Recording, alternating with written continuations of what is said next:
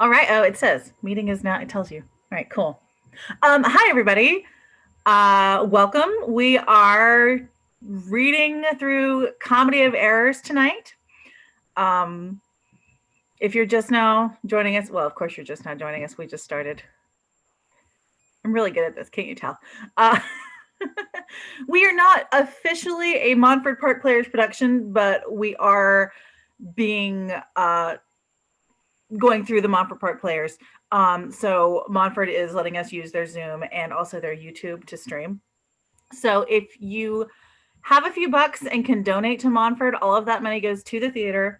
Uh, as everyone knows, theaters have been really, really hard hit during this pandemic, and all of Montford's shows are free to the public. So they definitely depend a lot on those donations. So there should be a link in the YouTube to donate. If you are interested in reading with us, reading another play with us at a future point, we're going to be doing this every couple of weeks. See how far we can make it through the Shakespeare canon. So if you want to join us, you can email John Russell and he will pass your contact info along to me. Yeah, I think that's it. Pretty sure. Yeah, donate, join, all the things. Oh, if you are interested in this, just it's a 2-night commitment a week, not every week, but when we do this. So we'll do a read through and then we'll do a live stream. It's not super intensive rehearsals, very casual. And who knows what will happen. My cat's snoring in the background. People's babies run through screens. Last night we all got kicked off Zoom. So should be fun. All right, I'm going to let the cast introduce themselves. Hi, I'm Natasha Charles. I will be playing Adriana. Hey, I'm Jason Williams. I will be doing, what am I doing? I'm doing Aegeon and the officer.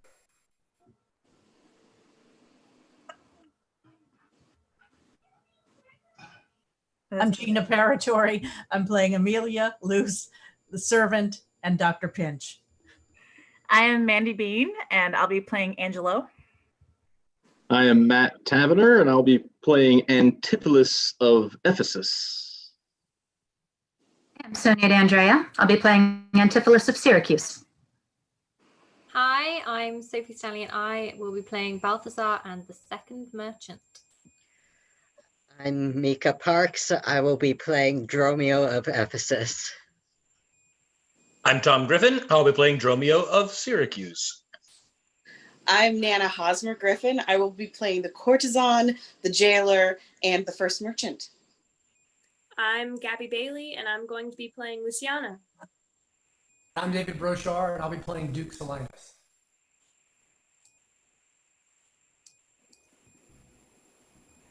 Sorry. Also, sometimes we forget to unmute ourselves. All right. So we're going to get started. Thanks for watching. Proceed, Solinus, to procure my fall, and by the doom of death in woes and all. Merchant of Syracuse, plead no more. I am not partial to infringe our laws. The enmity and discord which of late sprung from the rancorous outrage of your duke to merchants, our well-dealing countrymen, who, wanting guilders to redeem their lives, have sealed his rigorous statutes with their bloods, excludes all pity from our threatening looks. For, since the mortal and intestine jars twixt thy seditious countrymen and us, it hath in solemn synods been decreed, both by the Syracusians and ourselves, to admit no traffic to our adverse towns. Nay, more, if any born at Ephesus be seen at any Syracusian marts and fairs, again, if any Syracusian born come to the bay of Ephesus, he dies. His goods confiscate to the duke's dispose, unless 1,000 marks be levied to quit the penalty and to ransom him. Thy substance, valued at the highest rate, cannot amount unto 100 marks. Therefore, by law, thou art condemned to die. Yet this is my comfort. When your words are done, my woes end likewise with the evening sun. Well, Syracusian, say in brief the cause why thou departest from thy native home, and for what cause thou camest to Ephesus. A heavier task could not have been imposed than I to speak my griefs unspeakable. Yet, that the world may witness that my end was wrought by nature, not by vile offense, I'll utter what my sorrow gives me leave. In Syracuse was I born and wed, to a woman, happy but for me, and by me, had not our hap been bad. With her I lived in joy, our wealth increased by prosperous voyages I often made to Epidemium, till my factor's death and the great care of goods at random left drew me from kind embracements of my spouse, from whom my absence was not 6 months old before herself, almost fainting under the pleasing punishment that woman bear, had made provision for her following me, and soon and safe arrived was where I was. There had she not been long, but she became a joyful mother of two goodly sons, and which was strange, the one so like the other as could not be distinguished but by names. That very hour, and in the self same inn, a mean woman was delivered of such a burden, male twins, both alike. Those, for the parents were exceedingly poor, I bought and brought up to attend my sons. My wife, not meanly proud of 2 such boys, made daily motions for our home return. Unwilling, I agreed. Alas, too soon we came aboard. A league from Epidemium we had sailed before the always wind-obeying deep gave any tragic instance of our harm.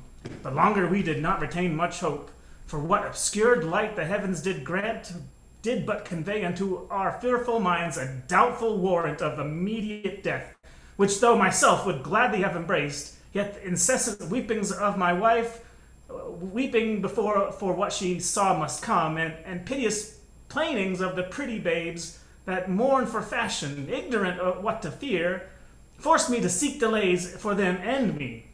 And this it was, for other means there was none. The sailors sought for safety by our boat, and left the ship, then sinking right to us. My wife, more careful for the latter born, had fastened him into a small spare mast, such as seafaring men provide for storms.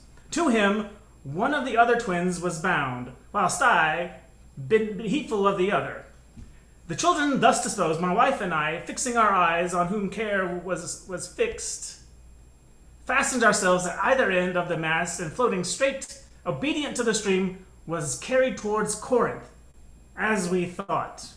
At length the sun, gazing upon the earth, dispersed those vapors that offended us, and by the benefit of his wished light, the seas waxed calm, and we discovered 2 ships from afar making a main to us.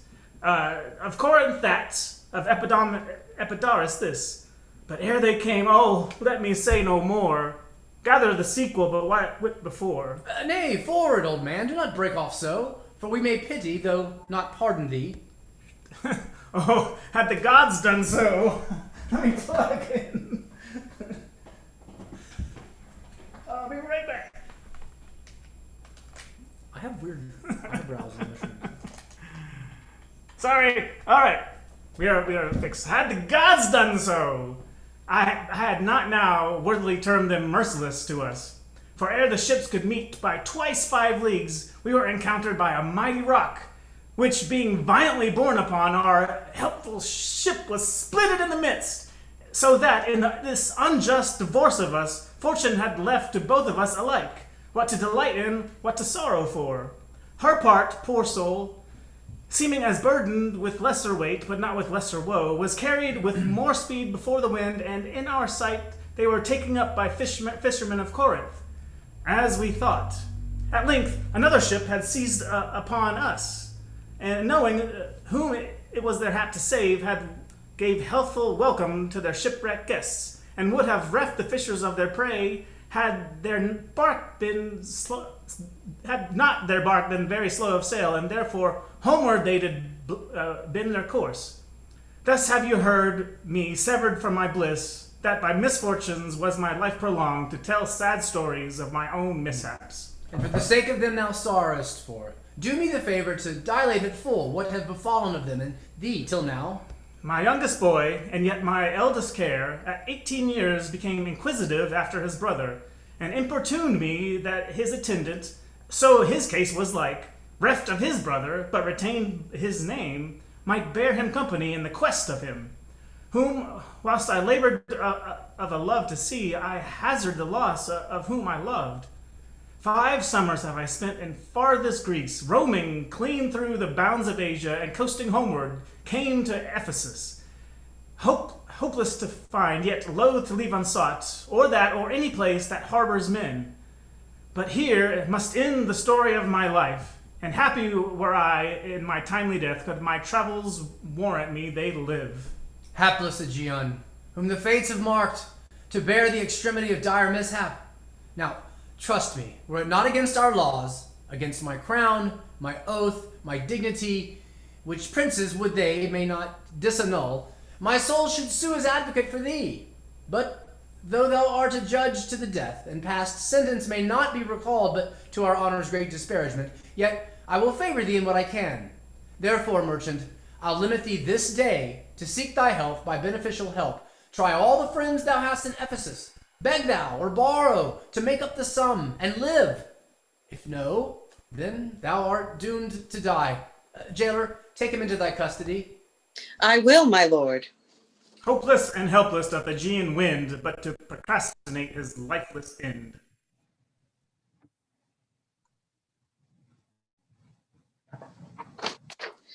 Therefore give out, you heir of Epidamnum, lest that your goods too should soon be confiscate. This very day, a Syracusean merchant is apprehended for arrival here, and not being able to buy out his life according to the statute of the town, dies ere the weary sun set in the west. There is your money that I had to keep. Go bear it to the centaur where we host, and stay there, Dromio, till I come to thee. Within this hour it will be dinner time. Until that, I'll view the manners of the town, peruse the traders, gaze upon the buildings, and then return and sleep within mine inn, for with long travel I am stiff and weary. Get thee away. Many a man would take you at your word, and go indeed, having so good a mien. A trusty villain, sir, that very oft, when I am dull with care and melancholy, lightens my humor with his merry jests. What, will you walk with me about the town, and then go to my inn and dine with me? I am invited, sir, to certain merchants, of whom I hope to make much benefit. I crave your pardon. Soon at 5 o'clock, please you, I'll meet with you upon the mart, and afterward consort you till bedtime. My present business calls me from you now. Farewell till then. I will go lose myself and wander up and down to view the city. Sir, I commend you to your own content. He that commends me to mine own content commends me to the thing I cannot get. I to the world am like a drop of water that in the ocean seeks another drop, who falling there to find his fellow forth, unseen, inquisitive, confounds himself. So I, to find a mother and a brother, in quest of them, unhappy, lose myself. Here comes the almanac of my true date. What now? How chanced thou art returned so soon? Returned so soon, rather approached too late.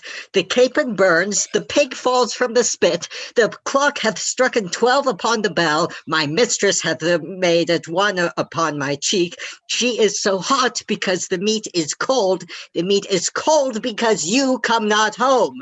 You come not home because you have no stomach.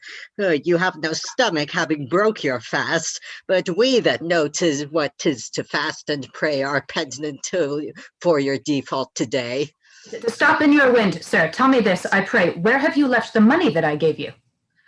It's 6 pence that I had Wednesday last to pay the saddler for my mistress's copper. The saddler had it, sir. I kept it not.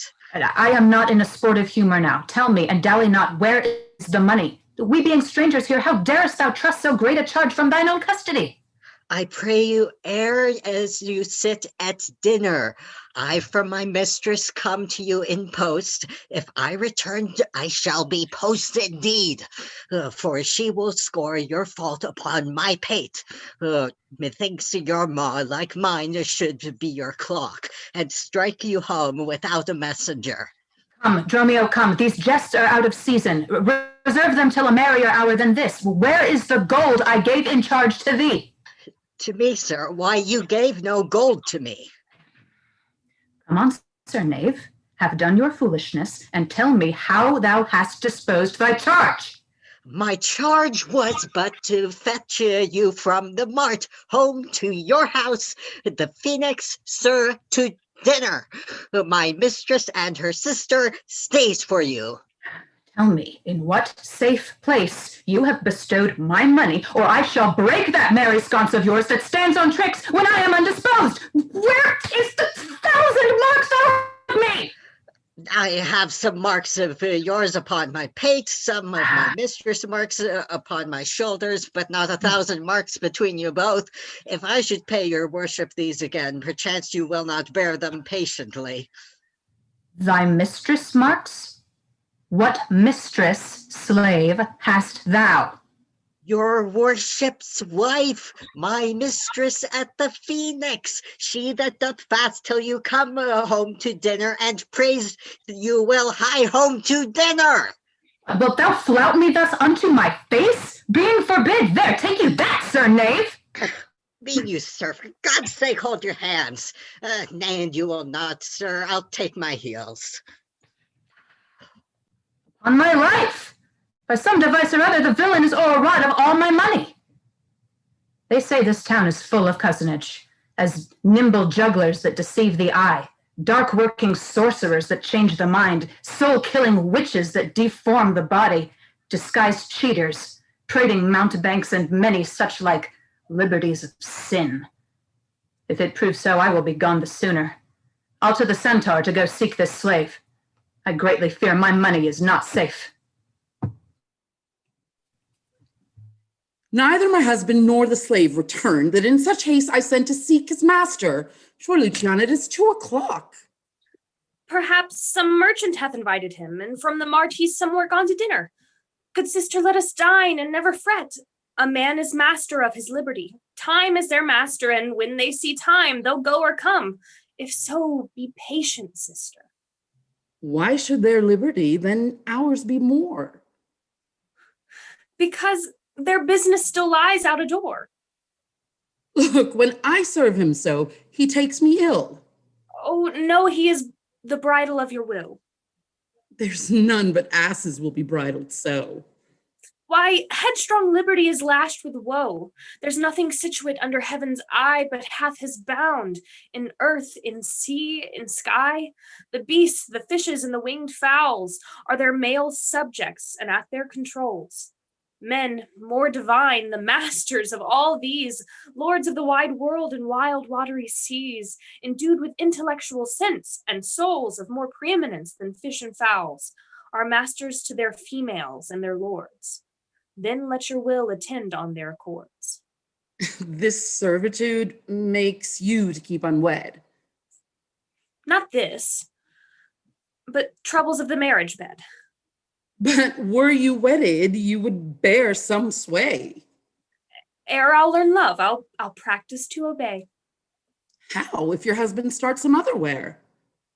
Till he come home again, I would forbear.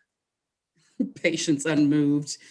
No marvel though she pause, they can be meek that have no other cause.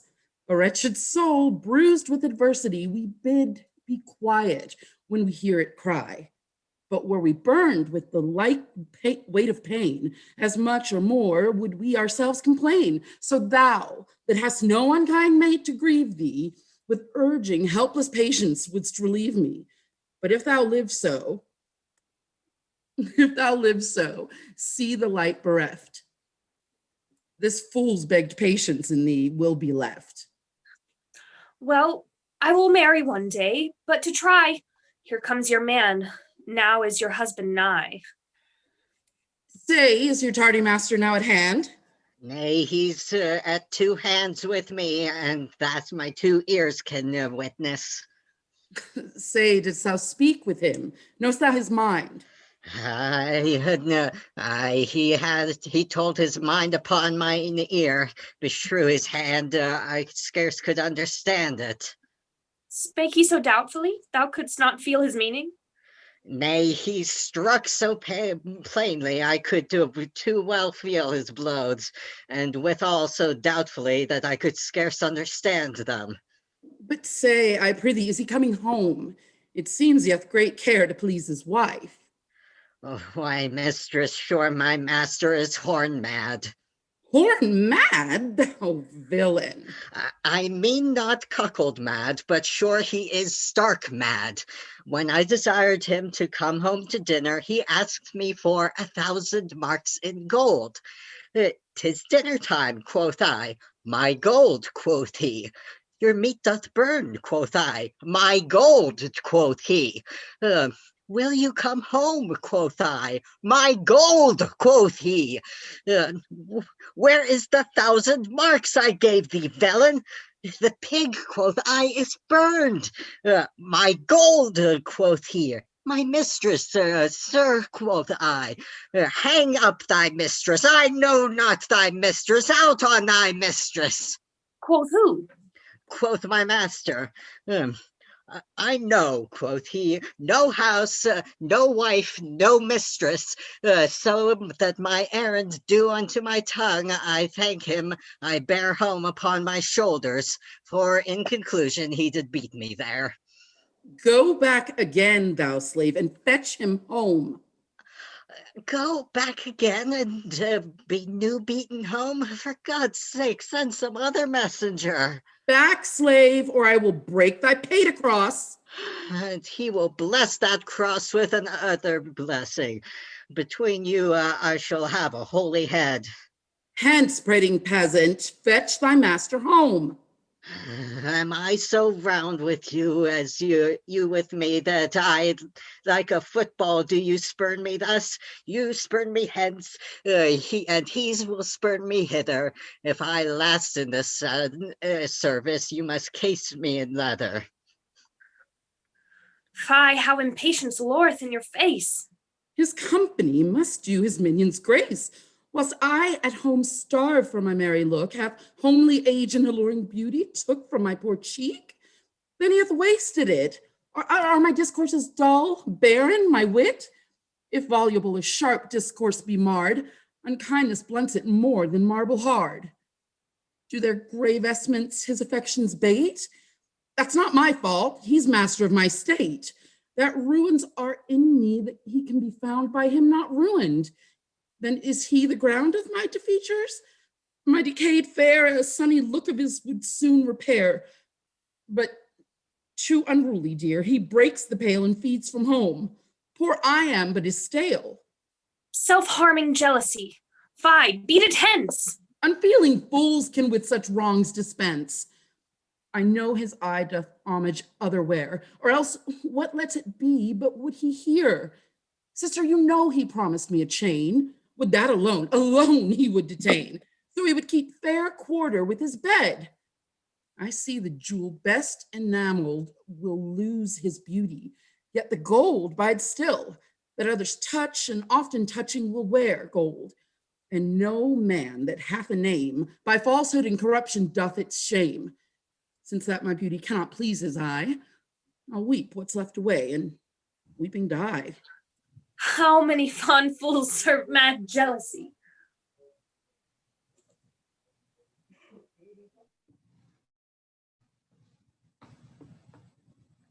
The gold I gave to Dromio is laid up safe at the Centaur, and the heedful slave has wandered forth in care to seek me out by computation in mine host's report. I could not speak with Dromio since at first I sent him from the mart. See, here he comes. How now, sir? Is your merry humor altered? As you love stroke, so jest with me again. You know no centaur, you received no gold, your mistress sent to have me home to dinner? My house was at the Phoenix! Wast thou mad that thus how madly thou didst answer me? What answer, sir? When spake I such a word? Even now, even here, not half an hour since. I did not see you since you sent me hence. Home to the centaur with the gold you gave me?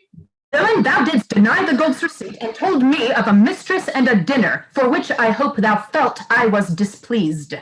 I am glad to see you in this merry vein. What means this jest? I pray you, master, tell me. Yea, dost thou jeer and flout me in the teeth? Think'st thou I jest? Hold, take thou that and that. Hold, sir! For God's sake, now your jest is in earnest. Upon what bargain do you give it me? Because that I familiarly sometimes do use you for my fool and chat with you. Your sauciness will jest upon my love and make a common of my serious hours. When the sun shines, let foolish gnats make sport, but creep in crannies when he hides his beams. If you will jest with me, know my aspect, and fashion your demeanor to my looks, or I will beat this method in your sconce. Sconce call you it, so you would leave battering. I had rather have it ahead. And you use these blows long, I must get a sconce for my head and ensconce it too, or else I shall seek my wit in my shoulders. But I pray, sir, why am I beaten? Dost thou not know? Nothing, sir, but that I am beaten. Shall I tell you why? Aye, sir, and wherefore? For they say it, why hath a wherefore? Why, first, for flouting me, and then wherefore, for urging it second time to me. Was there ever a man thus beaten out of season, when in the why and wherefore is neither rhyme nor reason? Well, sir, I thank you. Thank me, sir, for what? Marry, sir, for this something that you gave me for nothing. I'll make you amends next, to give you nothing for something. But say, sir, is it dinner time? No, sir. I think the meat wants what I have. In good time, sir. What's that? Basting. Well, sir, then 'twill be dry. If it be, sir, I pray you eat none of it. Your reason? Lest to make you choleric and purchase me another dry basting. Well, sir, learn to jest in good time. It's a time for all things. I durst have denied that before you were so choleric. By what rule, sir? Marry, sir, by a rule as plain as the plain ball head of Father Time himself. Let's hear it. There's no time for a man to recover his hair that grows bald by nature. May he not do it by fine and recovery? Yes, to pay a fine for a periwig and recover the lost hair of another man. Why, is time such a miser of hair, being as it is so plentiful in excrement? Because it is a blessing that he bestows on beasts, and what he hath scanted men in hair he has given them in wit. Why, but there's many a man hath more hair than wit. Not a man of those, but he hath the wit to lose his hair. Why, thou didst conclude hairy men plain dealers without wit. The plainer dealer the sooner lost, yet he loseth in a kind of jollity. For what reason? For two, and sound ones too. Nay, not sound, I pray you. Sure ones then. Nay, not sure, in a thing falsing. Certain ones then? Name them. The one, to save the money that he spends in trimming.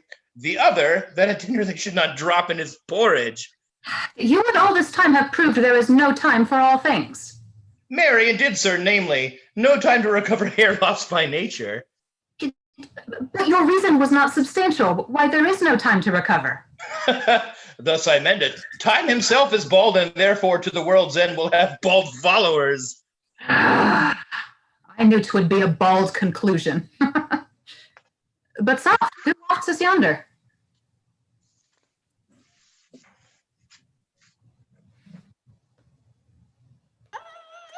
Yonder, I, Antipholus, look strange and frown. Some other mistress hath thy sweet aspects. I am not Adriana, thy wife. The time was once when thou urged wouldst to vow that never words were music in thine ear, that never object pleasing in thine eye, that never touch well welcome to thy hand, that never sweet meat savored in thy taste, unless I spake, or looked, or touched, or carved to thee. How comes it now, O husband, that thou art thus estranged from thyself? Thyself, I call it, being strange to me, that undividable, incorporate, and better than thy dear self's better part. Do not tear away thyself from me, for know, my love, as easy mayst thou fall a drop of water in the breaking gulf, and take unmingled the things drop again without addition or dismissing, as take from me thyself and not me too. How dearly would it touch me to the quick, shouldst thou but hear I was licentious, and that this body consecrate to thee. But ruffian lust should be contaminate.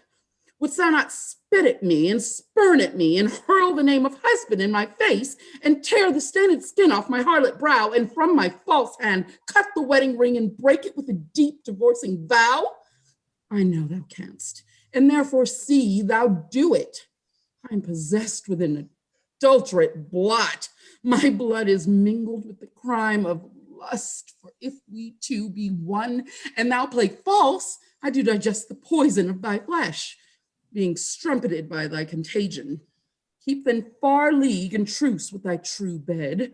I live unstained, thou undishonored.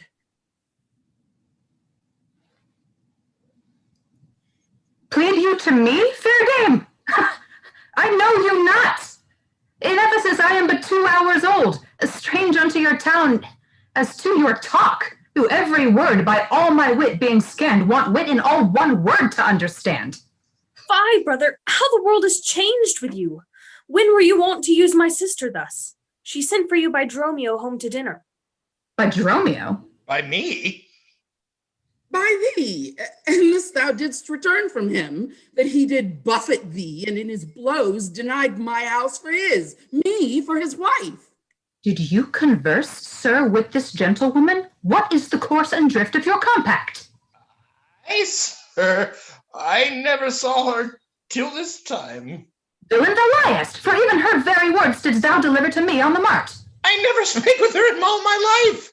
How can she thus then call us by our names, unless it be by inspiration? How ill agrees it with your gravity to counterfeit thus grossly with your slave, abating him to thwart me in my mood. Be it my wrong, you are from me exempt, but wrong not that wrong with a more contempt. Come, I will fasten on this sleeve of thine. Thou art an elm, my husband, I a vine, whose weakness, married to thy stronger state, makes me with thy strength to communicate.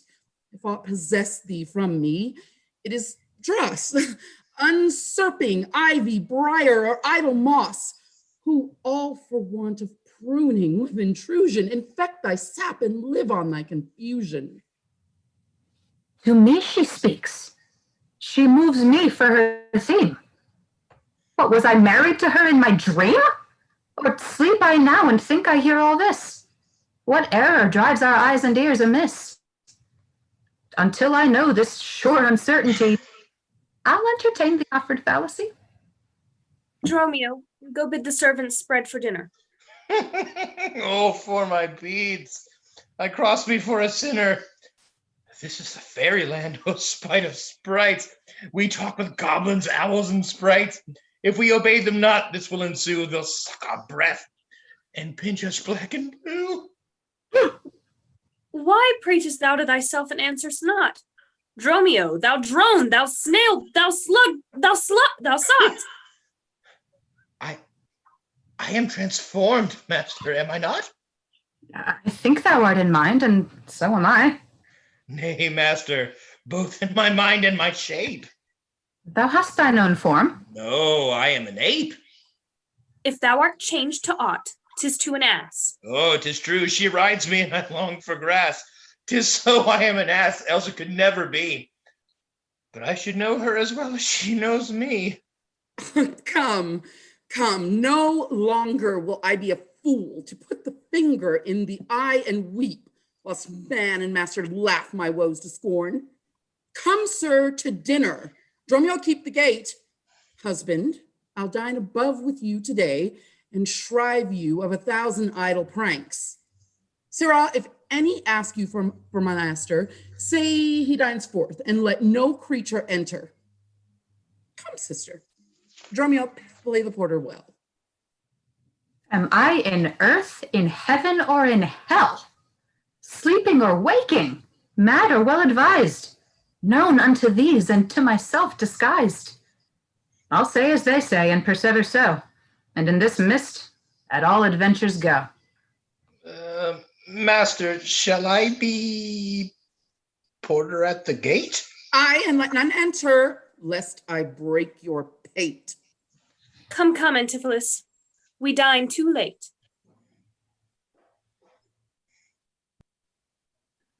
Good Signor Angelo, you must excuse us all. My wife is shrewish when I keep not hours.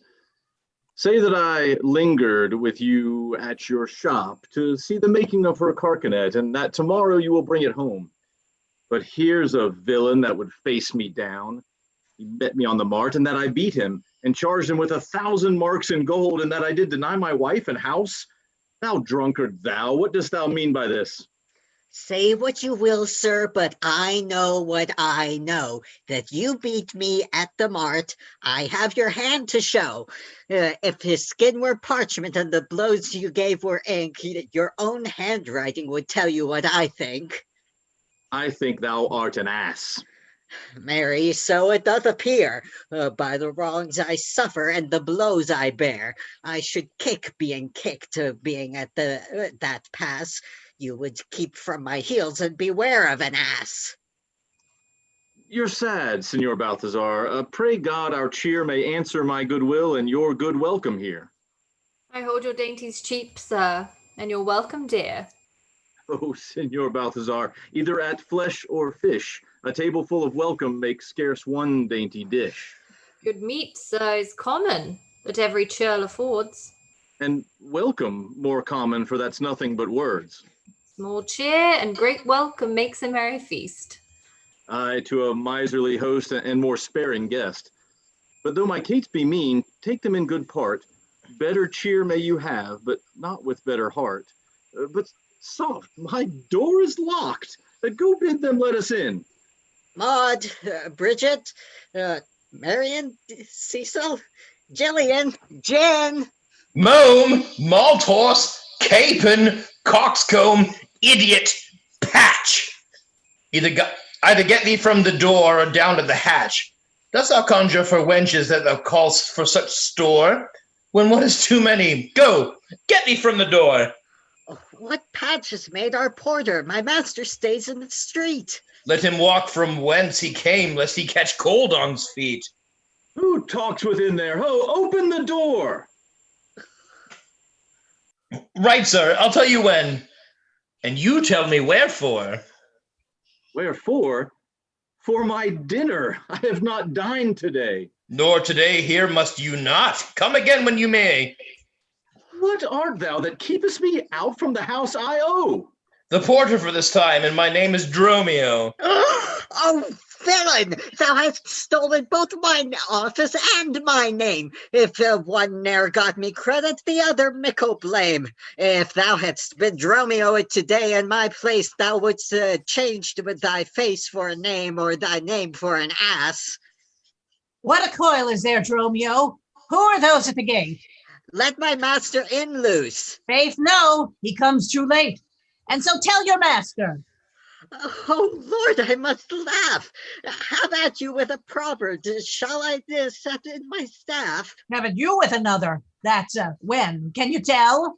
If thy name be called Luce, thou hast answered him well. Do you hear, you minion? You'll let us in, I hope. To ask you. And you said no. So come help. Well struck there, blow for a blow. Thou baggage, let me in.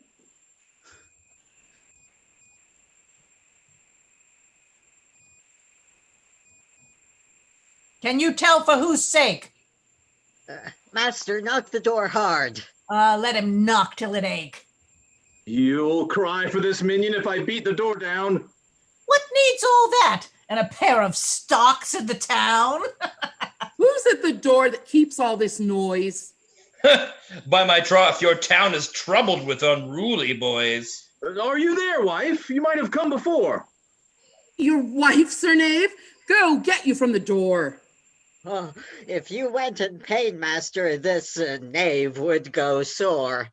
Here is neither cheer nor welcome. We would fain have either. In debating which was best, we shall part with neither. They stand at the door, master. Bid welcome hither. There is something in the wind that we cannot get in.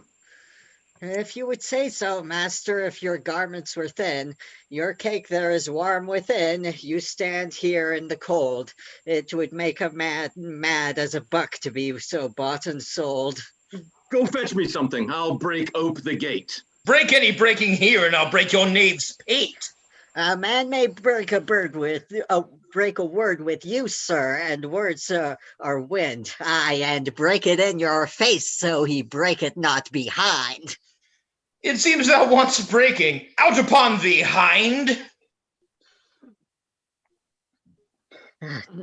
Here's too much. Out upon thee. I pray thee, let me in. Aye, when fowls have no feathers and fish have no fin. Well, I'll break in. Go borrow me a crow. A crow without a feather? Master, mean you so? For a fish without a fin, there's a fowl without a feather. If a crow help us in, sirrah, we'll pluck a crow together. Go get thee gone. Fetch me an iron crow. Have patience, sir, or let it not be so. Herein you war against your reputation and draw within the compass of suspects the unviolated honour of your wife.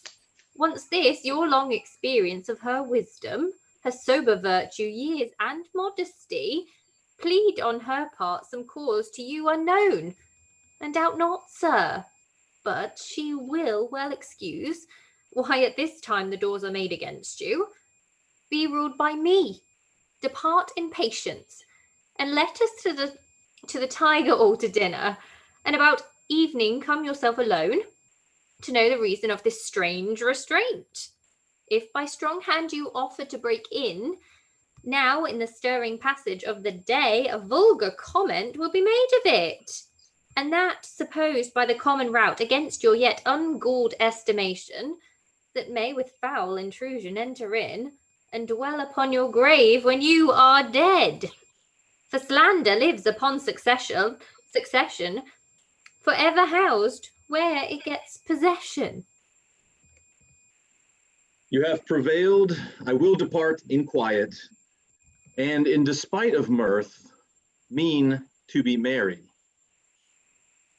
I know a wench of excellent discourse, pretty and witty, wild and yet too gentle. There we will dine.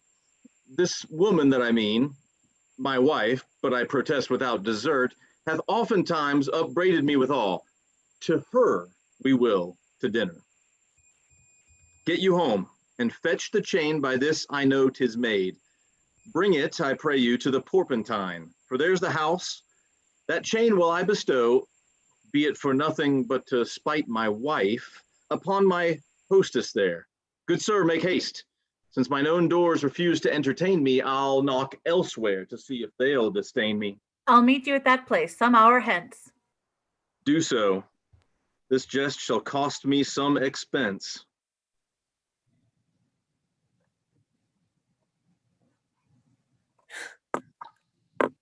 And may it be that you have quite forgot a husband's office. Shall Antipholus, even in the spring of love, thy love springs rot? Shall love in building grow so ruinous? If you did wed my sister for her wealth, then for her wealth's sakes use her with more kindness. Or if you like elsewhere, do it by stealth. Muffle your false love with some show of blindness, and let not my sister read it in your eye. Be not thy tongue thy own shame's orator. Look sweet, be fair, become disloyalty. Apparel vice like virtue's harbinger, bear a fair presence, though your heart be tainted. Teach sin the carriage of a holy saint. Be secret false. What need she be acquainted? What simple thief brags of his own attaint? 'Tis double wrong to truant with your bed, and let her read it in thy looks' board. Shame hath a bastard fame, well managed. Ill deeds are doubled with an evil word. Alas, poor woman, make us but believe, being compact of credit, that you love us. Though others have the arm, show us the sleeve. We in your motion turn, and you may move us. Then, gentle brother, get you in again, comfort my sister, cheer her, call her wife. 'Tis holy sport to be a little vain when the sweet breath of flattery conquers strife. Sweet mistress, what your name is else I know not, nor by what wonder you do hit of mine. Less in your knowledge and your grace you show not than our earth's wonder, more than earth divine. Teach me, dear creature, how to think and speak. Lay open my earthy gross conceit, smothered in errors, feeble, shallow, weak, the folded meaning of your words' deceit. Against my soul's pure truth, why labor you to make it wander in an unknown field? Are you a god? Would you create me new? Transform me then, and to your power I'll yield. But if that I am I, then well I know your weeping sister is no wife of mine, nor to her bed no homage do I owe. Far more to you do I decline. Oh, train me not, sweet mermaid, with thy note to drown me in thy sister's flood of tears. Sing, siren, for thyself, and I will dote. Spread o'er the silver waves thy golden hairs, and as a bed I'll take them and there lie. And in that glorious supposition think he gains by death that hath such means to die. Let love, being light, be drowned if she sink. What? Are you mad, that you do reason so? Not mad, but mated. How, I do not know. It is a fault that springeth from your eye. For gazing on your beams, fair sun, being by. Gaze where you should, and that will clear your sight. As good to wink, sweet love, as look on night. Why call you me love? Call my sister so. Thy sister's sister. That's my sister. No, it is thyself, mine own self's better part. Mine eye's clear eye, my dear heart's dearer heart. My food, my fortune, and my sweet hope's aim. My soul earth's heaven, and my heaven's claim. All this my sister is, or else should be. Call thyself sister, sweet, for I am thee. Thee will I love, and with thee lead my life. Thou hast no husband yet, nor I no wife. Give me thy hand. Oh, soft air, hold you still. I'll fetch my sister to get her goodwill. Why, how now, Dromio? Where runn'st thou so fast? Do you know me, sir? Am I Dromio? Am I your man? Am I myself? Thou art Dromio. Thou art my man. Thou art thyself. I am an ass, I am a woman's man, and besides myself. What woman's man, and how besides thyself? Besides thyself? Marry, sir, besides myself, I am due to a woman, one that claims me, one that haunts me, and one that will have me. What claim lays she to thee? Marry, sir, such claim as you would lay to your horse, and she would have me as a beast. Not that. I being a beast, she would have me, but that she being a very beastly creature lays claim to me. What is she? Oh, a very reverend body, aye. Such as one as a man may not speak of without he say, Sir Reverence. I have but lean luck in the match, and yet she is a wondrous fat marriage. How dost thou mean a fat marriage? Marry, sir, she is the kitchen wench in all grease. And I know not what use to put her, but to make a lamp of her, and run from her own light. I warrant her rags and the tallow in them will burn a Poland winter. If she lives till doomsday, she'll burn a week longer than the whole world. What complexion is she of? Swart, like my shoe. But her faith nothing half so clean kept. For why she sweats, a man may go over shoes in the grime of it. Well, that's a fault that water will mend. No, sir, 'tis in grain. Noah's flood could not do it. What's her name? Nell, sir, but her name in 3/4. That's an L in 3/4 when I measure her from hip to hip. Then she bears some breadth. No longer from head to foot than from hip to hip. She is spherical like a globe. I could find out countries in her. In what part of her body stands Ireland? Mary, in her buttocks. I found it out by the bogs. Where Scotland? I found it in the barrenness, hard in the palm of her hand. Where France? In her forehead, armed and reverted, making war against her hair. Where? England. Well, I looked for the chalky cliffs, but I could find no whiteness in them. But I guess it stood on her chin, by the salt room that ran between France and it. Where? Spain. Buff. Fate, I saw it not, but I felt it hot in her breath. Where? America, the Indies. Oh, sir, upon her nose o'er embellished with rubies, carbuncles, sapphires declining their rich aspect to the hot breath of Spain, who sent whole armados of carracks to ballast with her nose. Where stood Belgia, the Netherlands? Oh, sir, I did not look so low. To conclude, this drudge or diviner laid claim to me, called me Dromio, swore I was assured to her, told me what privy marks I had about me, as the mark on my shoulder, the mole on my neck, the great wart on my left arm that I amazed ran from her as a witch. And I think if my breast had not been made of faith and my heart of steel, she had transformed me to a curdled dog and made me turn in the wheel. Go, hide thee presently, post to the road. And if the wind blow any way from shore, I will not harbor in this town tonight. If any bark put forth, come to the mart, where I will walk till thou return to me. If everyone knows us, and we know none, 'tis time, I think, to trudge, pack, and be gone. As from a bear, a man would run for life, so I hear that would be my wife. There's none but witches do inhabit here, and therefore 'tis high time that I were hence. She that doth call me husband, even my soul doth for a wife abhor. But her fair sister, possessed with such a gentle sovereign grace, of such enchanting presence and discourse, hath almost made me traitor to myself. But lest myself be guilty to self-wrong, I'll stop mine ears against the mermaid's song. Master Antipholus.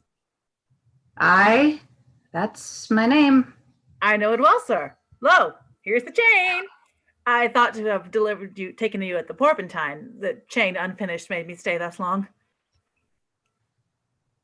What is your will that I shall do with this? What please yourself, sir? I've made it for you. Made it for me, sir. I bespoke it not. Not once, not twice, but 20 times you have. Go home with it. Please your wife withal. And soon at supper time I'll visit you, and then receive my money for the chain. I pray you, sir, receive the money now, for fear you ne'er see chain nor money more. You are a merry man, sir. Fare you well.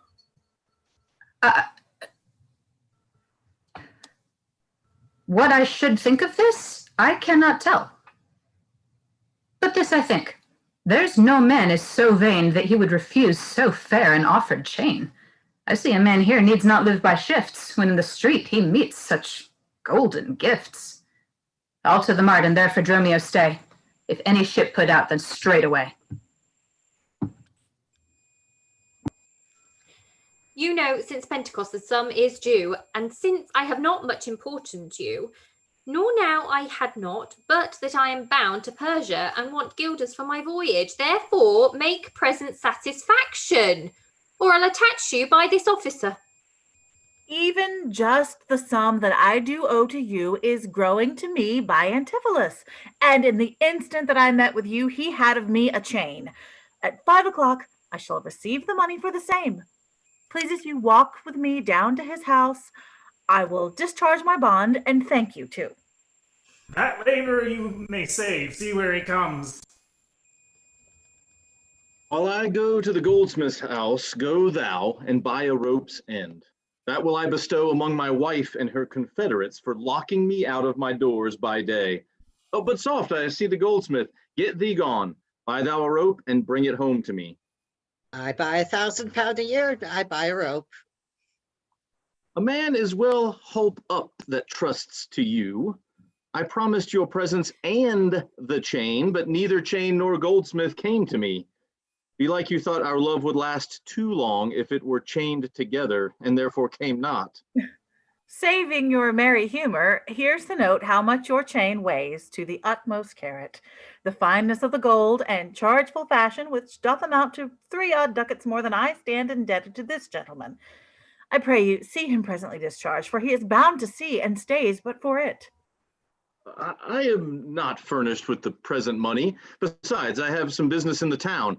Good senor, take the stranger to my house, and with you take the chain, and bid my wife disperse the sum on receipt thereof. Perchance I will be there as soon as you. Then you will bring the chain to her yourself? No, bear it with you, lest I come not time enough. Well, sir, I will. Have you the chain about you? And if I have not, sir, I hope you have, or else you may return without your money. Nay, come, I pray you, give me the chain. Both wind and tide stays for this gentleman, and I, to blame, have held him here too long. Good Lord, you use this dalliance to excuse your breach of promise to the Porpentine? I should have chid you for not bringing it, but like a shrew, you first begin to brawl. The hour steals on, I pray you, sir, dispatch. You hear how he importunes me. The chain. Why, give it to my wife and fetch your money. Come, you know I gave it you even now. Either send the chain or send me by some token. Fie, now you run this humor out of breath. Where's the chain? I pray you, let me see it. My business cannot brook this dalliance. Good sir, say whether you'll answer me or no. If not, I'll leave him with the officer. I answer you? What should I answer you? The money that you owe me for the chain. I owe you none till I receive the chain. You know I gave it to you half an hour since. You gave me none. You wrong me so much to say so. You wrong me more, sir, in denying it. Consider how it stands upon my credit. Well, officer, arrest him at my suit. I do, and charge you in the Duke's name to obey me. This touches me in reputation. Either consent to pay this sum for me, or I attach you by this officer. Consent to pay that I never had? Arrest me, foolish fellow, if thou darest. Here is thy fee. Arrest him, officer. I would not spare my brother in this case if he should scorn me so apparently. I do arrest you, sir. You hear the suit. I do obey thee till I give thee bail. But, sirrah, you shall buy this sport as dear as all the metal in your shop will answer. Sir, I will have law in Ephesus. To your notorious shame, I doubt it not.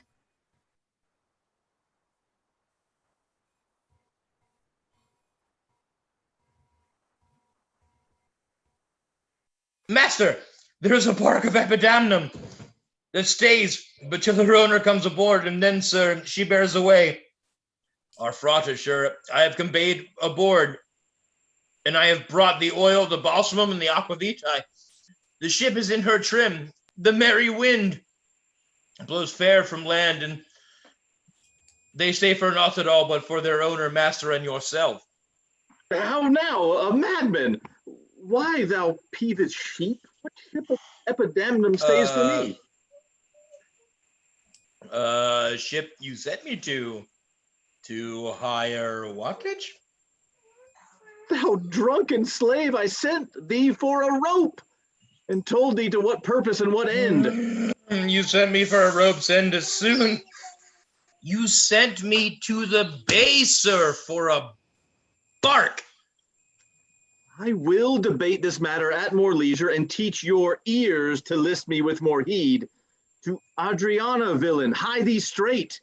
Give her this key and tell her in the desk that's covered o'er with Turkish tapestry, there is a purse of ducats. Let her send it. Tell her I am arrested in the street, and that shall bail me. Hie thee, slave, be gone.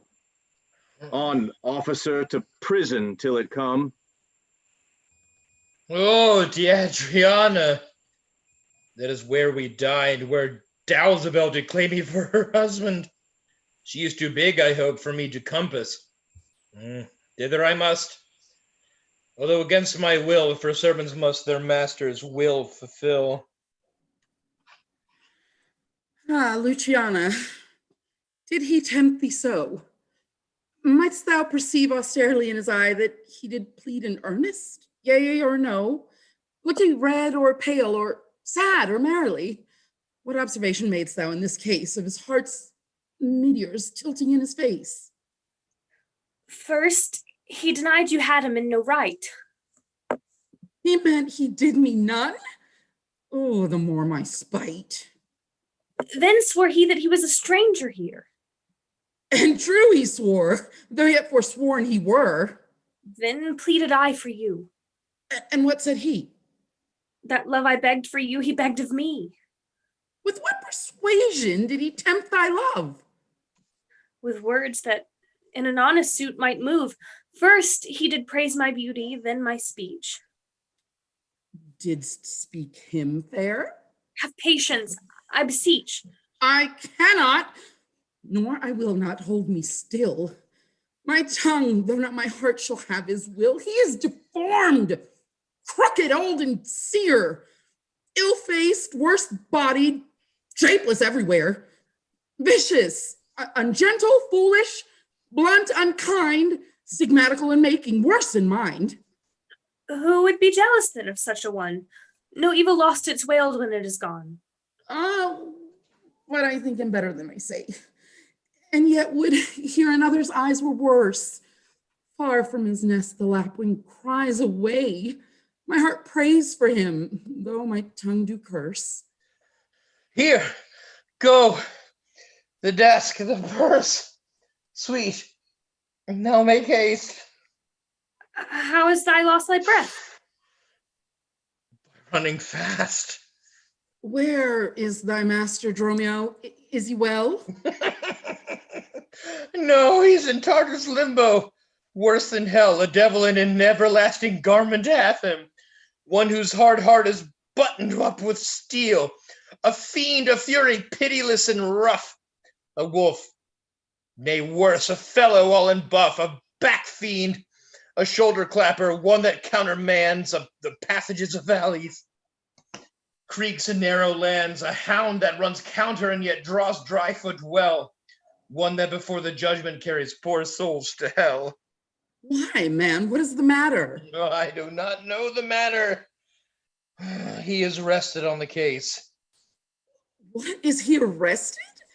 Tell me about what suit. I know not whose suit he is arrested well, but he's in a suit of buff with which rested him that I can tell. Will you send him, mistress, redemption, the money in his desk? Go, fetch it, sister.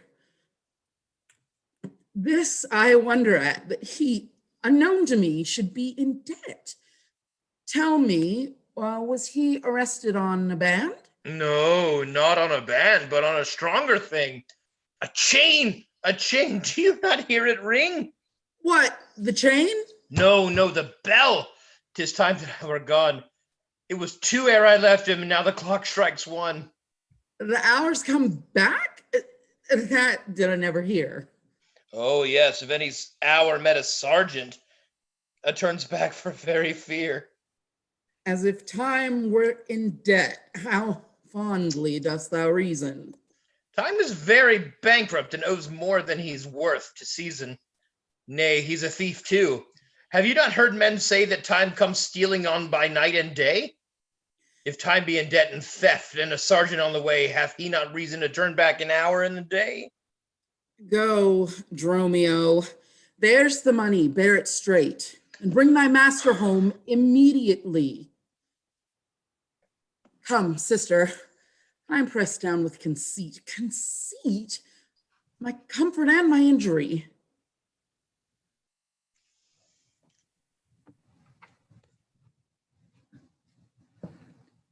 There's not a man I meet but doth salute me as if I were their well-acquainted friend, and everyone doth call me by my name. Some tender money to me, some invite me. Some others give me thanks for kindnesses. Some offer me commodities to buy. Even now a tailor called me in his shop and showed me silks that he had bought from me, and therewithal took measure of my body. Sure, these are but imaginary wiles, and Lapland sorcerers inhabit here. Master, here's the gold you sent me for. What? Have you got the picture of old Adam new apparelled? What gold is this? What Adam dost thou mean? Not that Adam that kept the paradise, but that Adam that keeps the prison. He that goes the calf skin that was killed for the prodigal, he that came behind you, sir, like an evil angel and bid you forsake your liberty. I understand thee not. No, why? 'Tis a plain case. He that went like a bass viol in a case of leather, the man, sir, that, when gentlemen are tired, gives them a sob and rests them. He, sir, that takes pity on the decayed men and gives them suits of durance. He that sets up his rest to do more exploits with his mace than with a morris pike. Thou meanst an officer. Aye, sir. The sergeant of the band that he brings any man to answer it that breaks his band. One that thinks a man always going to bed and says, God give you good rest. Well, sir, there in your foolery. Is there any... Why, sir, I brought you word an hour since that the bark expedition put forth tonight. And then were you hindered by the sergeant to tarry for the hoy delay. Here are the angels that you sent for to deliver you. The fellow is distract, and so am I. And here we wander in illusions. Some blessed power deliver us from hence. Well met, Master Antipholus. I see, sir, you have found the goldsmith now. Is that the chain you promised me today? Satan avoid. I charge thee, tempt me not. Master, is this Mistress Satan? It is the devil. Nay, she is worse. She is the devil's dam. And here she comes in the habit of a light wench. And thereof comes that the wenches say, God damn me, that is much to say, God make me a light wench. It is written, they appear to men like angels of light. Light is in effect of fire, and fire will burn. Ergo, light wenches will burn. Come not near her. Your man and you are marvelous merry, sir. Will you go with me? We'll mend our dinner here. Master, if you do, expect spoon meat, or bespeak a long spoon. Why, Dromio? Mary, he must have a long spoon that must eat with the devil. Avoid then, fiend! What tell'st thou me of supping? Thou art, as you are all, a sorceress. I conjure thee to leave me and be gone. Give me the ring of mine you had at dinner, or for my diamond, the chain you promised, and I'll be gone, sir, and not trouble you. Oh, some devils ask but the parings of one snail, a rush, a hair, a drop of blood, a pin, a nut, a cherry stone, but she, more covetous, would have a chain. Master, be wise, and if you give it to her, the devil will shake her chain and fright us with it. I pray you, sir, my ring, or else the chain. I hope you do not mean to cheat me so. Avaunt, thou witch! Come, Dromio, let us go. Fly pride, says the peacock mistress. That you know. Now, out of doubt, Antipholus is mad. Else would he never so demean himself. A ring he hath of mine worth 40 ducats. And for the same he promised me a chain. Both one and the other he denies me now. The reason that I gather is he is mad. Beside this present instance of his rage is a mad tale he told today at dinner. Of his own doors being shut against his entrance, belike his wife, acquainted with his fits, on purpose shuts the doors against his way. My way is now to hie home to his house and tell his wife that being lunatic, he rushed into my house and took perforce my ring away. This course I fittest choose, for 40 ducats is too much to lose.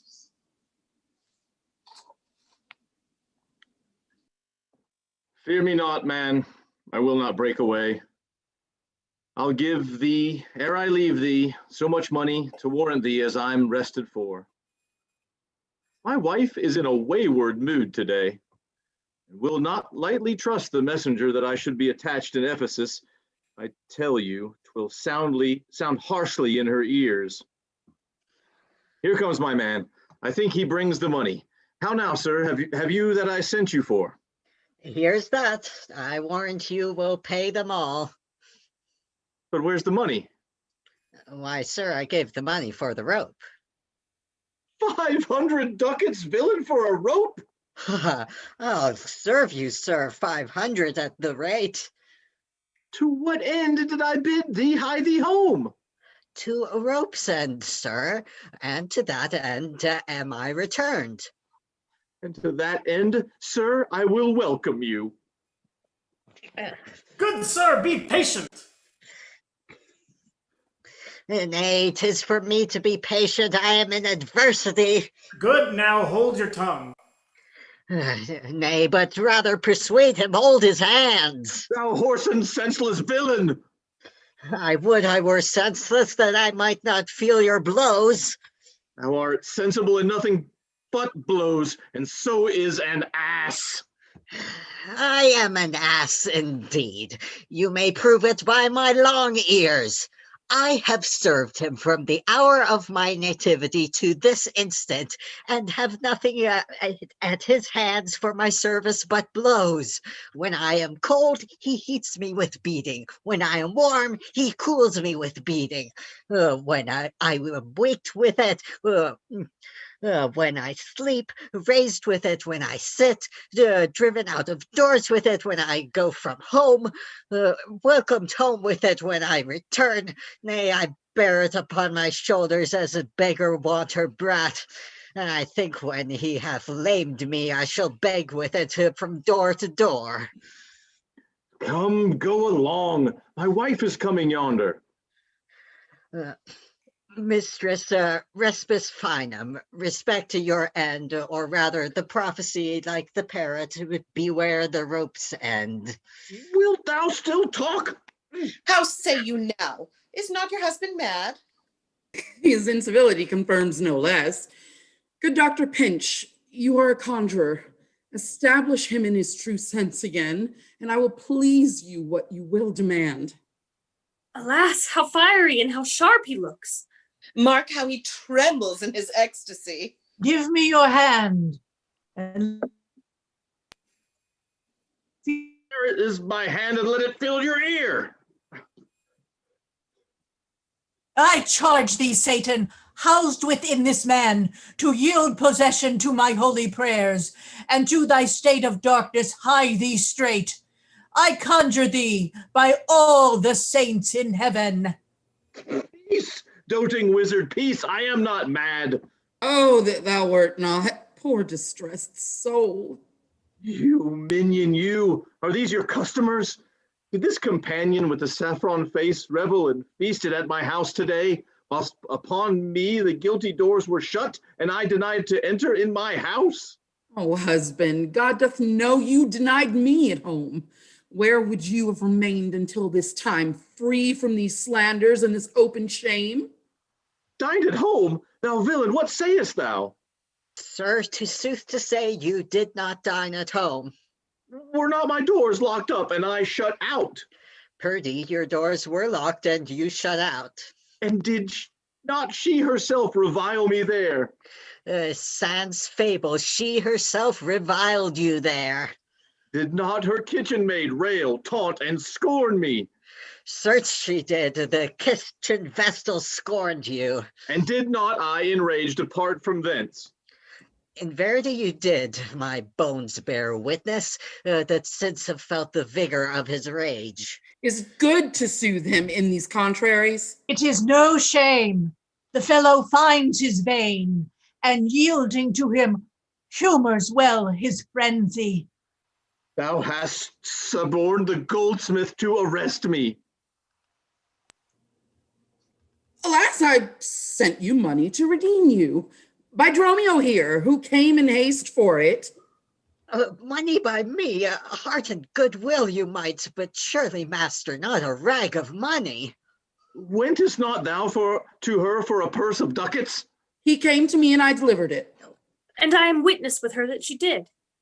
God and the rope maker bear we witness that I was sent for nothing but a rope. Mistress, both man and master is possessed.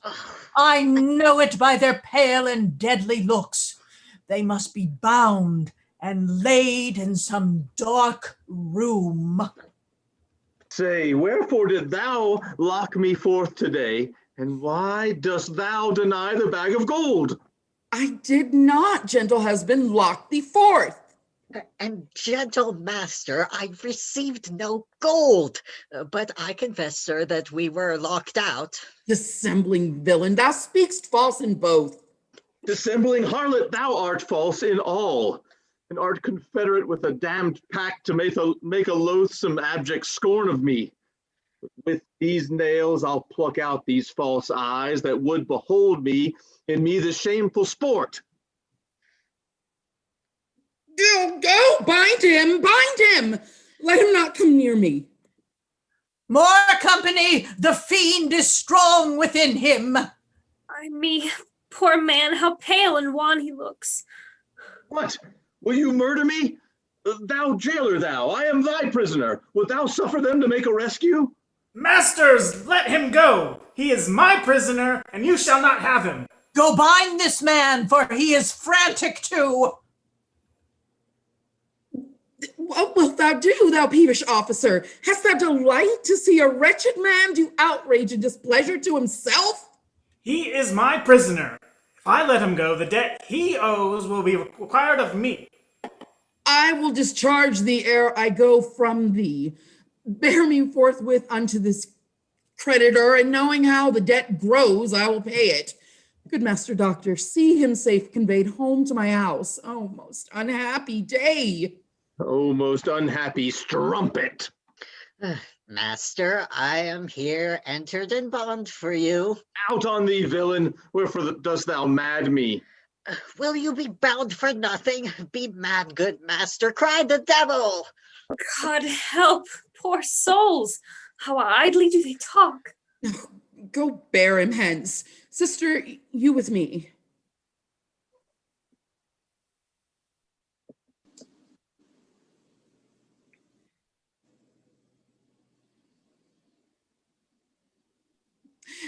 Oh, say now, whose suit is he arrested at? One Angelo, a goldsmith. Do you know him? I know the man. What is the sum he owes? 200 ducats. Say, how grows it due? Due for a chain your husband had of him. He did bespeak a chain for me, but had it not. When, as your husband, all in a rage today, came to my house and took away my ring, the ring I saw upon his finger now, straight after did I meet him with a chain. It may be so, but I did never see it. Come, jailer, bring me where the goldsmith is. I long to know the truth here of at large. Ha! At you! God, for thy mercy, they're loose again. And come with naked swords. Let's call more help to have them bound again. Away! They'll kill us all! Ha! I see these witches are afraid of swords. She that would be your wife ran away from you.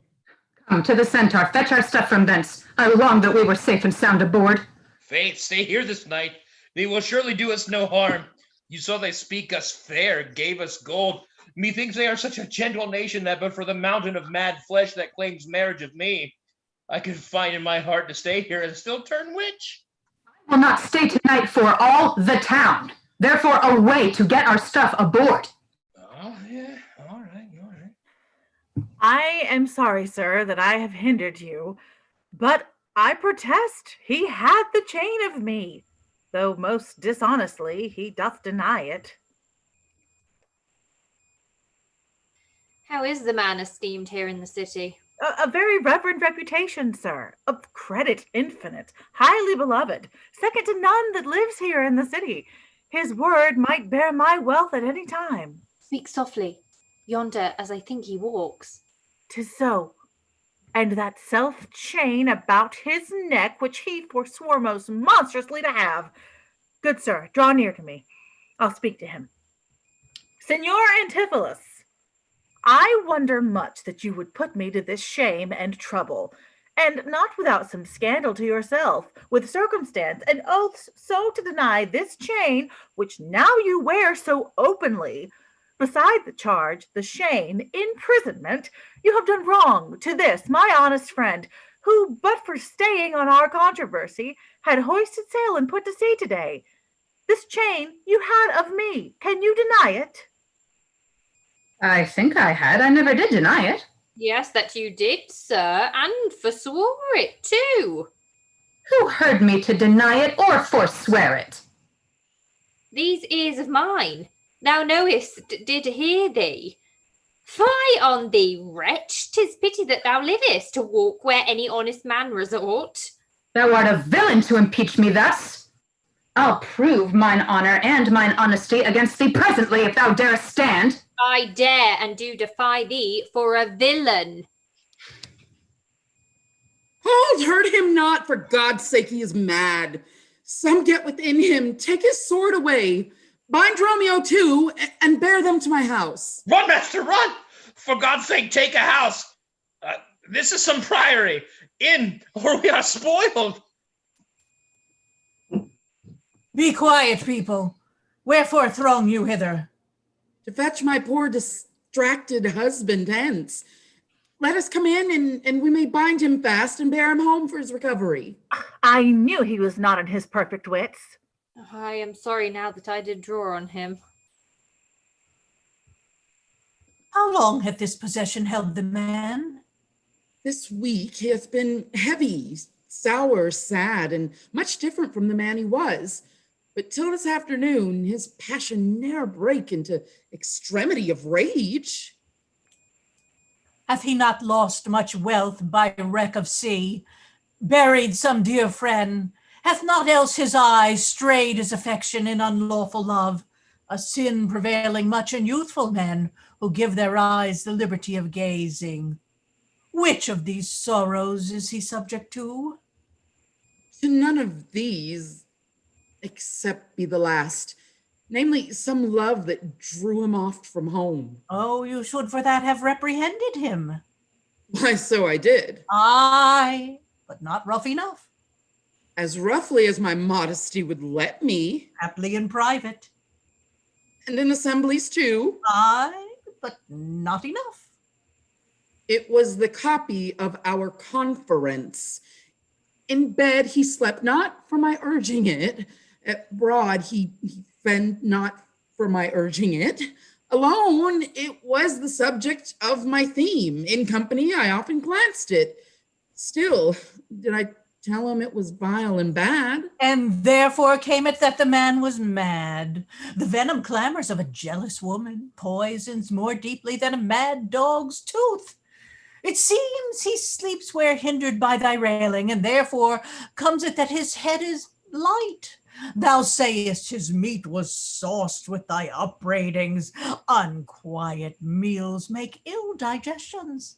Therefore, the raging fire of fever bred. And what's a fever but a fit of madness? Thou sayest his sports were hindered by thy brawls. Sweet recreation barred, what doth ensue but moody and dull melancholy? Kinsmen to grin and comfortless despair, and her heels a huge infectious troop of pale distemperatures and foes to life. In food, in sport, and life-preserving rest to be disturbed would mad or man or beast.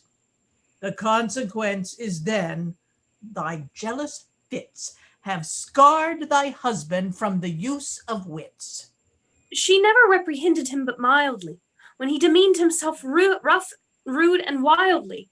Why bear these rebukes and answer not? He did betray me, but to my own reproof. Good people, enter and lay hold on him. No, not a creature enters in my house. Then let your servants bring my husband forth. Neither. He took this place for sanctuary, and it shall privilege him from your hands till I have brought him to his wits again, or lose my labor in saying it. I will attend my husband, be his nurse, diet his sickness, for it is my office, and will have no attorney but myself, and therefore let me have him home with me. Be patient, for I will not let him stir till I have used the approved means I have, with wholesome syrups, drugs, and holy prayers, to make of him a formal man again. It is a branch and parcel of mine oath, a charitable duty of my order. Therefore depart and leave him here with me. I will not hence and leave my husband here. And ill it doth beseem your holiness to separate a husband and a wife. Be quiet and depart. Thou shalt not have him. Complain unto the Duke of this indignity. Come, go. I will fall prostrate at his feet and never rise until my tears and prayers have won his grace to come in person hither and take perforce my husband from the abyss. By this, I think the dial points at 5. Anon, I'm sure the Duke himself in person comes this way to the melancholy vale, the place of death and sorry execution, behind the ditches of the abbey here. On what cause? To see a reverend Syracusean merchant, who put unluckily into this bay against the laws and statutes of this town, beheaded publicly for his offence. Ooh, see where they come. We will behold his death. Kneel to the Duke before he pass the abbey. Once again proclaim it publicly. If any friend will pay the sum for him, he shall not die. So much we tender him. Justice, most sacred Duke, against the abbess.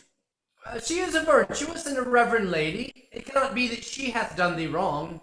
May it please your grace, Antipholus, my husband, whom I made lord of me and all I had at your important letters, this ill day a most outrageous fit of madness took him, that desperately he hurried through the street, with him his bondmen, all as mad as he, doing displeasure to the citizens by rushing in their houses, bearing thence rings, jewels, and anything his rage did like. Once I did get him bound and sent him home, whilst to take order from the wrongs I went, that here and there his fury had committed. Anon, I went not by what strong escape. He broke from those and had the guard of him. And with that, mad attendant and himself, each one with ireful passion, with drawn swords, met me again and madly bent on us, chased us away, till raising of more aid, we came again to bind him. Then they fled into the abbey, whither we pursued them. And here the abbess shuts the gates on us, and will not suffer us to fetch him out, nor send him forth that we may bear him hence. Therefore, most gracious Duke, with thy command, let him be brought forth and borne hence for help. Long since thy husband served me in my wars, and I to thee engaged a prince's word, when thou didst make him master of thy bed to do him all the grace and good I could. Go, some of you, knock at the abbey gate, and bid the lady abbess come to me. I will determine this before I stir. Oh, mistress, shift and save yourself. My master and his man are both broke loose, beaten the maids a row and bound the doctor, whose beard they've singed off with brands of fire. And ever as it blazed, they threw on him great pails of puddled mire to quench the hair. My master preaches patience to him, and all the while his man with scissors nicks him like a fool. And sure, unless you send some present help between them, they will kill the conjurer. Peace, fool! Thy master and his man are here, and that is false thou dost report upon us. Mistress, upon my life, I tell you true. I've not braved almost since I did see it. He cries for you and vows, if he can take you, to scorch your face and to disfigure you. Hark, hark, I hear him, mistress, fly, be gone. Stand by me, fear nothing. Guard with halberds. Ay me, it is my husband. Witness you that he is borne about invisible. Even now we housed him in the abbey here, and now he's there, past thought of human reason. Justice, most gracious Duke, oh, grant me justice, even for the service that long since I did thee, when I bestrid thee in the wars and took deep scars to save thy life, even for the blood that then I lost for thee, now grant me justice. Unless the fear of death doth make me dote, I see my son Antipholus and Dromio. Justice, sweet prince, against that woman there. She whom thou gavest to me to be my wife, that hath abused and dishonored me, even in the strength and height of injury. Beyond imagination is the wrong that she this day hath shameless thrown on me. Discover how, and thou shalt find me just. This day, great Duke, she shut the doors upon me while she with harlots feasted in my house. A grievous fault. Say, woman, didst thou so? No, my good lord. Myself, he, and my sister today did dine together. So befall my soul, as this is false he burdens me with. Ne'er may I look on day nor sleep on night, but she tells to your highness simple truth. Perjured woman! They are both forsworn. In this the madman justly chargeth them. My liege, I am advised at what I say. Neither disturbed with the effect of wine, nor heady rash provoked with the raging ire, albeit my wrongs might make one wiser mad. This woman locked me out this day from dinner. That goldsmith there, were he not packed with her, could witness it, for he was with me then, who parted with me to go fetch a chain, promising to bring it to the Porpentine, where Balthazar and I did dine together. Our dinner done, and he not coming thither, I went to seek him. In the street I met him, and in his company that gentleman. There did this perjured goldsmith swear me down that I this day of him received the chain, which, God he knows, I saw not, for the which he did arrest me with an officer. I did obey, and sent my peasant home for certain ducats. He with none returned, then fairly I bespoke the officer to go in person with me to my house. By the way we met, my wife, her sister, and a rabble more of vile confederates. Along with them, they brought one Pinch, a hungry, lean-faced villain, a mere anatomy, a mountebank, a threadbare juggler, and a fortune teller, a needy, hollow-eyed, sharp-looking wretch, a dead-looking man. His pernicious slave, forsooth, took on him as a conjurer, and gazing in mine eyes, feeling my pulse, and with no face as 'twere outfacing me, cries out, I was possessed. Then, all together, they fell upon me, bound me, bore me thence, and in a dark and dankish vault at home there left me and my man bound together, till, gnawing with my teeth my bonds in sunder, I gained my freedom, and immediately ran hither to your grace, whom I beseech to give me ample satisfaction for these deep shames and great indignities. My lord, in truth, thus far I witness with him that he dined not at home, but was locked out. But had he such a chain of thee, or no? He had, my lord. And when he ran in here, these people saw the chain about his neck. Besides, I will be sworn to these ears of mine. He heard you confess you had the chain of him, after you first forswore it on the mart, and thereupon I drew my sword on you. And then you fled into this abbey here, from whence I think you are come by miracle. I never came within these abbey walls, nor ever didst thou draw thy sword on me. I never saw the chain, so help me heaven. This is false, you burden me withal. Why, what an intricate impeach is this? I think you have all drunk of Circe's cup. If here you housed him, here he would have been. If he were mad, he would not plead so coldly. You say he dined at home. The goldsmith here denies that saying. Sirrah, what say you? Sir, he dined with her there at the Porpentine. He did, and from my ringer snatched that ring. 'Tis true, my liege, this ring I had of her. Sawest thou him enter at the abbey here? As sure, my liege, as I do see your grace. Why, this is strange. Go call the abbess hither. I think you were all mated or stark mad. Most mighty Duke, vouchsafe me speak a word. Haply I see a friend will save my life, and pay the sum that may deliver me.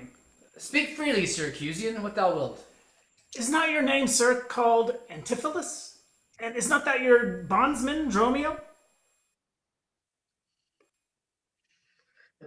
Within this hour I was his bondman, sir, but he, I thank him, gnawed into my cords. Now I am Dromio and his man unbound. I am sure you both of you remember me. Ourselves we do remember, sir, by you, for lately we were bound as you are now. You are not Pinch's patient, are you, sir? Why look you strange on me? You know me well. I never saw you in my life till now. Oh, grief hath changed me since you saw me last, and careful hours with time's deformed hand hath written strange the features on my face. But tell me yet, dost thou not know my face, my voice? Neither. Dromio, nor thou? No, trust me, sir, nor I. I'm sure thou dost. Sir, but I am sure I do not. And whatsoever a man denies, you are now bound to believe him. No, not know my voice. Oh, time's extremity. Hast thou so cracked and splitted my poor tongue in 7 short years, that here my only son knows not my feeble key of untuned cares? Though now this grained face of mine be hid in sap-consuming winter drizzled snow, and all the conduits of my blood froze up, yet hath my night of life some memory, my wasting lamp some fading glimmer left, my dull deaf ears a little used to hear. All of these old witnesses I cannot err. Tell me thou art my son Antipholus. I never saw my father in my life. But 7 years since in Syracuse, boy, thou know'st we parted. But perhaps, my son, thou shamest to acknowledge me in misery? The Duke and all that know me in the city can witness with me that it is not so. I ne'er saw Syracuse in my life. I tell thee, Syracusian, 20 years have I been patron to Antipholus, during which time he ne'er saw Syracuse. I see thy age and dangers make thee dote. Most mighty Duke, behold a man much wronged. I see 2 husbands, or mine eyes deceive me. One of these men is genius to the other. And so of these, which is the natural man and which is the spirit? Who deciphers them? I, sir, am Dromio. Command him away. I, sir, am Dromio. Pray thee, let me stay. Aegeon art thou not, or else his ghost. Oh, my master, who has bound him here? Whoever bound him, I will loose his bonds and gain a husband by his liberty. Speak, old Aegeon, if thou beest the man that hadst a wife once called Aemilia, that bore thee at a burden 2 fair sons. Oh, if thou beest the same, Aegeon, speak, and speak unto the same Aemilia. If I dream not, thou art Aemilia. If thou art she, tell me, where is that son that floated with thee on that fatal raft? By men of Epidamium, he and I and the twin Dromio all were taken up. But by and by, rude fishermen of Corinth by force took Dromio and my son from them, and me they left with those of Epidamium. What then became of them I cannot tell, I to this fortune that you see me in. Why, here begins his morning story right. These 2 Antipholus, these 2 so like, and these 2 Dromios, one in semblance, besides her urging of her racket sea. These are the parents to these children, which accidentally are met together. Antipholus, thou camest from Corinth first. No, sir, not I. I came from Syracuse. Stand apart. I know not which is which. I came from Corinth, my most gracious lord. And I with him. Brought to this town by that most famous warrior, Duke Menaphon, your most renowned uncle. Well, which of you 2 did dine with me today? I, gentle mistress. And you are not my husband? No, I say nay to that. And so do I, yet did she call me so. And this fair gentlewoman, her sister here, did call me brother. What I told you then, I hope I shall have leisure to make good, if this be not a dream I see and hear. That is the chain, sir, which you had of me. I think it be, sir. I deny it not. And you, sir, for this chain arrested me. I think I did, sir. I deny it not.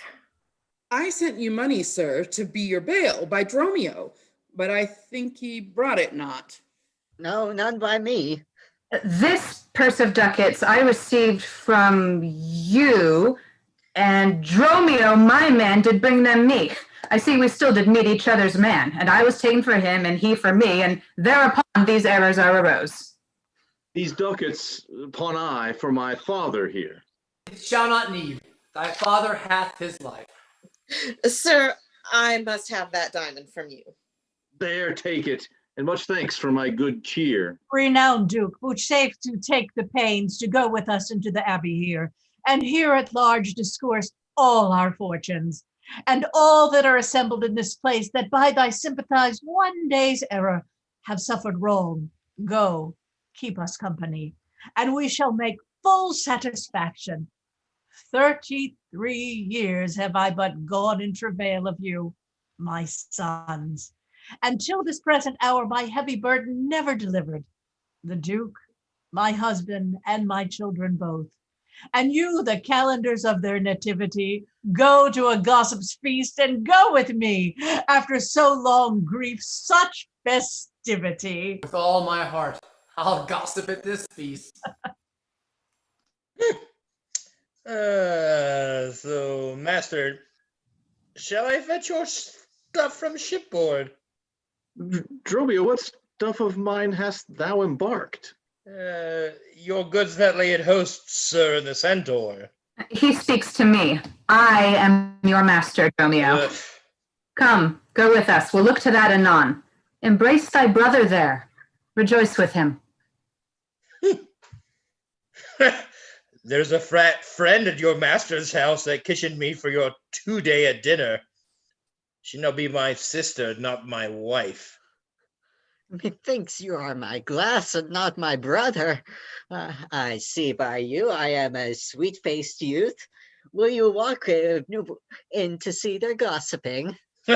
Not I, sir. You are my elder. That's a question. How shall we answer it? We'll draw cuts for the senior. Till then, lead thou first. Nay, then, thus. We came into this world like brother and brother, and now let's go hand in hand, not one before the other. Yay, the end! Hurrah! Huzzah! Thanks everybody for watching. We don't have like any kind of curtain call or anything planned, I guess that's just it. If they can't see you bowing on YouTube, you guys. Okay. Tiff says she's gonna take it off live as soon as we end it. All right.